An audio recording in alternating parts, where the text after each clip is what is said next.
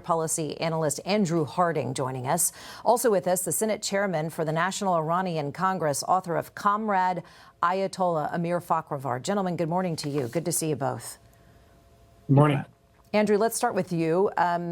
You know, as former press, you've covered conflicts all around the world, this region specifically. Your thoughts on President's new approach here, a low-key approach, essentially pressing pause on the military action and allowing mounting economic pressure. Will it work?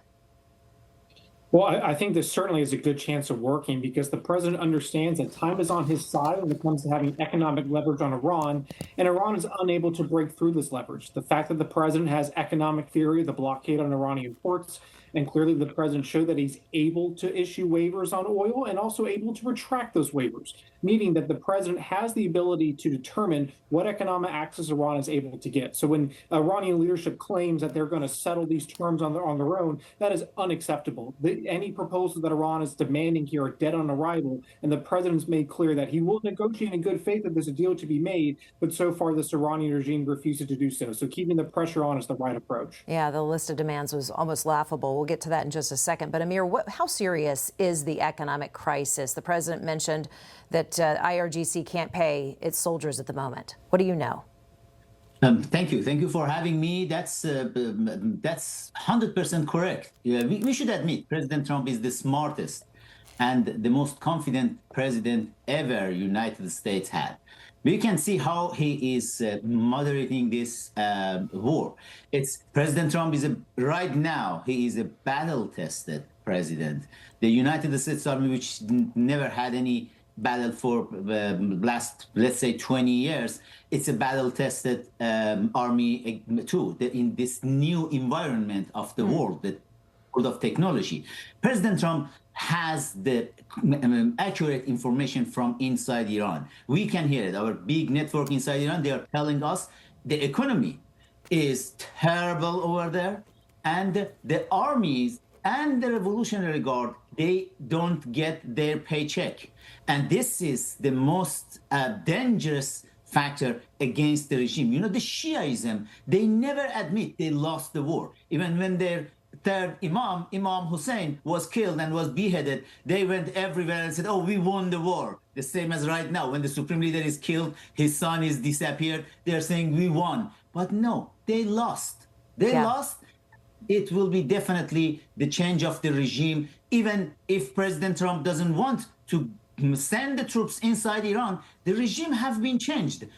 We, the Iranian people, we will finish the job, but we need United States and Israel to stay there and give us the support, and then see the Iranian people will finish the job. Well, they sure are talking tough this morning as it comes to, or as it pertains to the Strait. Leaders are suggesting, hey, we're nearing this final pact with Oman, trying to define these new shipping lanes through the Strait. But even then they're saying, hey, the Strait's not going to be open. To do that, we want compensation. And their words were in the demand for 2 wars. They want us to pay them compensation.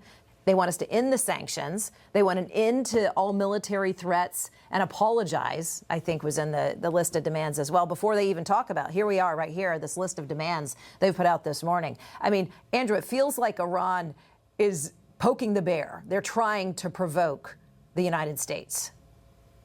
It's just completely atrocious that this is what they're advocating for. It is completely dead on arrival.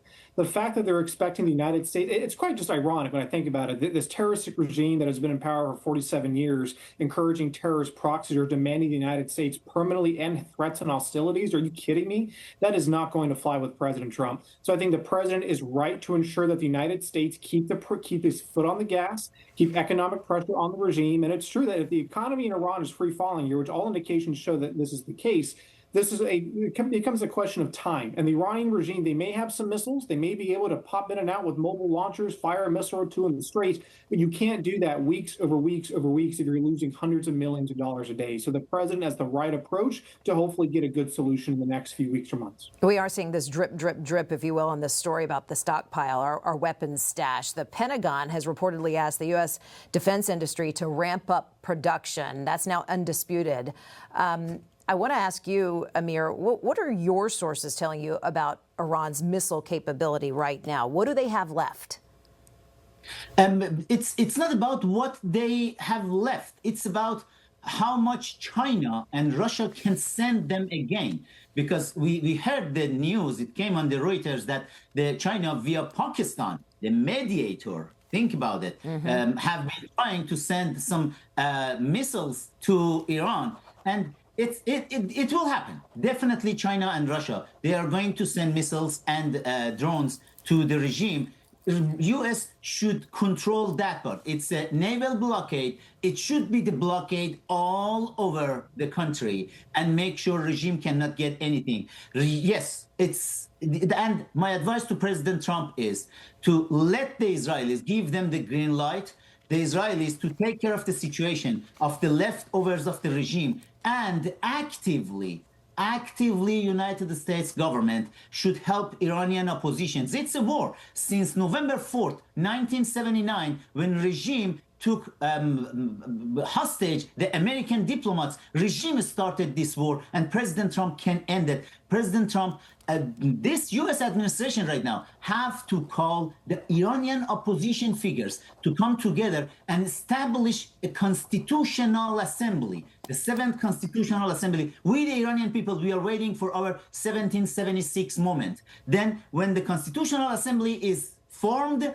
outside the country, then we can take care of inside. 10 million Iranians are outside, 90 million inside. We are all pro-Americans, and we are ready to topple the regime. Just we need to make sure the international community, it's a joke, international community, United States government to support us. Andrew, final thoughts here. I mean, the truth is if the United States and Israel took out Iran's ability to produce oil, decimate carbon, and delete their production capability, it would set back the people for decades. And that's why he's been dragging his feet, he said, at the encouragement of Saudi Arabia and other partners in the region. But if that were to happen, it would change the geopolitical chessboard, if you will, and no longer would be interesting. Iran would no longer be interesting to China and Russia.